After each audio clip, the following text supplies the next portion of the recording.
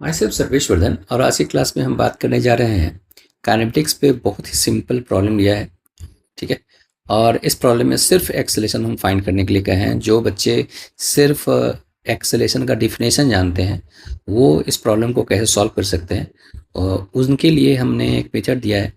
और इस प्रॉब्लम को हम एक दूसरे मेथड से भी सॉल्व करेंगे। सर्कुलर मोशन तक अगर वो पढ़ चुके हैं तो सर्कुलर मोशन पढ़ने के बाद अगर हम इस प्रॉब्लम को अगर हम ऑब्जर्व करें, सोचें, तो हम कैसे ये दो स्टेप में हम इस प्रॉब्लम को सॉल्व कर सकते हैं, इसी के बारे में हमने बात किया है इस पूरे वीडियो लेक्चर में।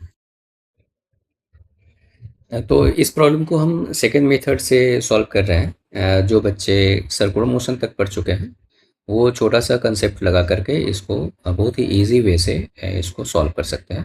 इसको ध्यान से देखिएगा। जैसा कि क्वेश्चन में कहा गया है कि ए जो है हमेशा बी के तरफ हेड करके मूव कर रहा है। इसका मतलब क्या है, जरा सा देखिएगा। बी जो है अगर यहाँ पे है तो पार्टिकल इस ओर मूव कर रहा है, और बी जब यहाँ से यहाँ मूव कर जाएगा तो ए का डायरेक्शन इस ओर हो जाएगा, ठीक है। मतलब हमने इस यहाँ से देख लिया है। जैसा कि क्वेश्चन में कहा गया है कि ए का डायरेक्शन हमेशा बी के तरफ है। इसका मतलब कि जब बी पार्टिकल यहाँ होगा तो ए का डायरेक्शन इस ओर होगा। जब बी पार्टिकल डी टी समय के बाद यहाँ पहुँच जाएगा, ठीक है, तो ए का डायरेक्शन जो है वो रोटेट कर चुका होगा डी फाई एंगल से।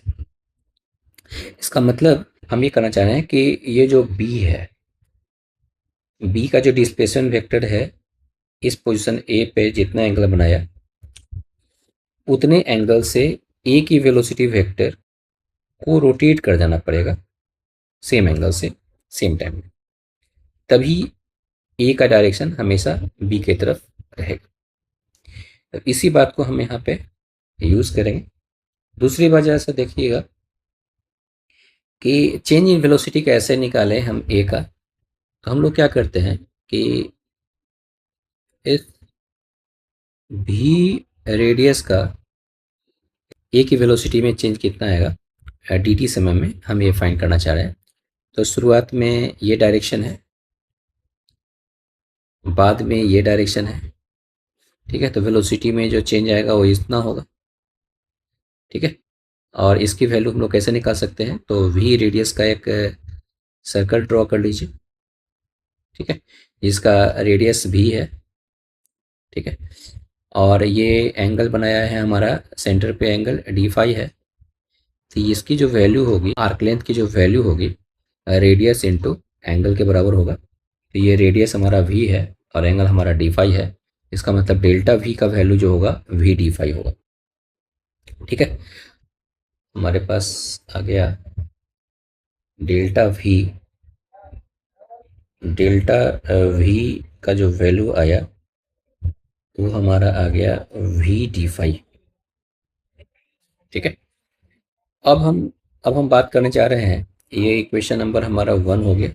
दूसरा देखिएगा, अब हम angular velocity of B find करना चाह रहे हैं। तो एंगुलर वेलोसिटी ऑफ बी जो होगा, तो जरा देखिएगा यहाँ पे, ये हमारा ए है, बी हमारा इस ओर है, ठीक है। वेलोसिटी वेक्टर ये एंगल 60 डिग्री है। इसको हम लोग दो कंपोनेंट में हम लोग रिजॉल्व कर रहे हैं। ये हमारा एक होगा वी कॉस 60, ये हमारा होगा वी साइन 60, ठीक है। इसका साइड लेंथ हमारा ए है।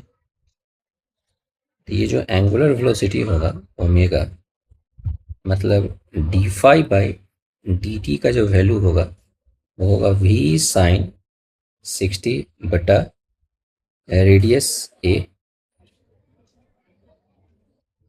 ठीक है।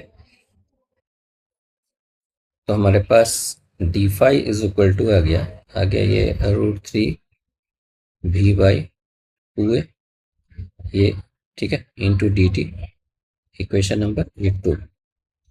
इक्वेशन 1 और 2 से अगर हम देखें तो फ्रॉम इक्वेशन 1 एंड 2।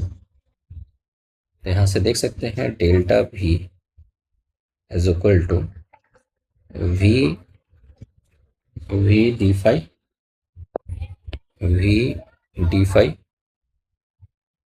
यहाँ से डी फाई का वैल्यू अगर हम पुट कर दें तो आएगा √3 V dt/2 है। ठीक है, यहाँ से अगर हम डिवाइड करेंगे तो हमारा delta V by delta t is equal to √3 V² by 2a, ये हमारा वैल्यू आएगा। और इसी delta V by delta t को ही हम लोग एक्सेलेशन कहते हैं, तो ये एक्सेलेशन ऑफ ए हो जाएगा और इसकी वैल्यू कितना होगा। ठीक है, तो इस तरह से हम इस प्रॉब्लम को सॉल्व कर सकते हैं। इसी तरह से और नए टॉपिक पे हम लगातार कंटिन्यूअस डिस्कशन करते रहेंगे। इसी तरह से आप वीडियो देखते रहिए और अपने दोस्तों के बीच में इसे शेयर करते जाइए।